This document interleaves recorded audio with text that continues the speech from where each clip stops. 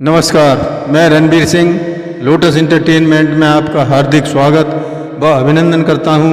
आज मैं आपको जलंधर या शंखचूड़ जन्म के बारे में अवगत कराऊंगा। कृपया सब्सक्राइब, लाइक व शेयर करें व कमेंट करना ना भूलें।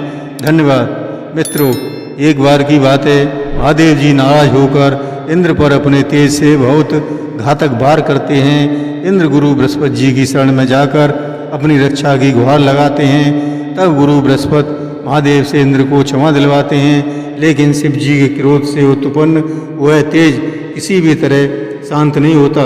महादेव उस क्रोध रूपी तेज को समुद्र में गिरा देते हैं। उसी दौरान समुद्र देव महादेव जी के तेज को एक शंख में रख देते हैं। उसके उपरांत उस समय पश्चात देवता और असुर मिलकर अमृत प्राप्त करने के लिए समुद्र मंथन करते हैं, जिसमें मंथन के दौरान बहुत से रत्न निकलते हैं। माता लक्ष्मी और जलंधर भी समुद्र मंथन से बाहर आते हैं। इस प्रकार जलंधर का जन्म होता है। जल से जन्म लेने के कारण उसका नाम जलंधर हुआ।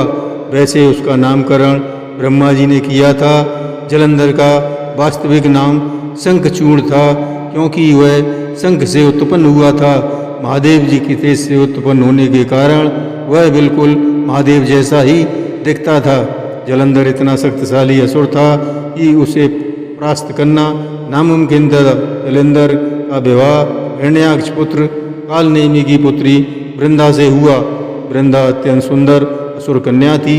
जलंधर के शक्तिशाली होने का सबसे बड़ा कारण वृंदा का पतिव्रत धर्म था।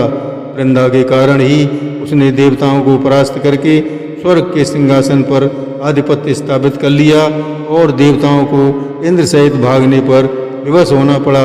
देवता महादेव के पास जाकर उनसे अपनी रक्षा की प्रार्थना करते हैं। उसके उपरांत महादेव जी जलंधर को दंड देने के लिए युद्ध क्षेत्र में जाकर जलंधर से भीषण युद्ध करते हैं। दोनों में बड़ा ही घनघोर युद्ध प्रारंभ होता है।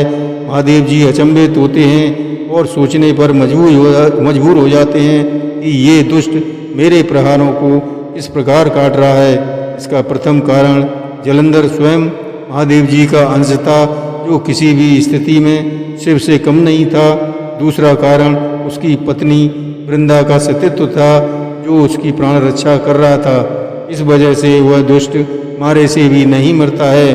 महादेव वापस लौटकर कैलाश आ जाते हैं। तब देवतागण विचार विमर्श करते हैं कि किस प्रकार जलंधर का वध किया जाए। इसी बीच जलंधर वैकुंठ पहुंच जाता है।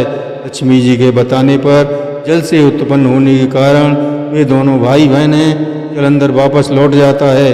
अब देवता योजनाबद्ध तरीके से जलंधर से युद्ध करने जाते हैं। महादेव और जलंधर में भीषण संग्राम होता है। उसी समय श्री विष्णु जलंधर रूप में परिवर्तित होकर वृंदा के महल पहुंच जाते हैं और छल से वृंदा को सम्मोहित करते हैं, जिससे वृंदा उनके साथ एक पत्नी की तरह व्यवहार करने लगती है, जिससे उसका पति धर्म नष्ट हो जाता है।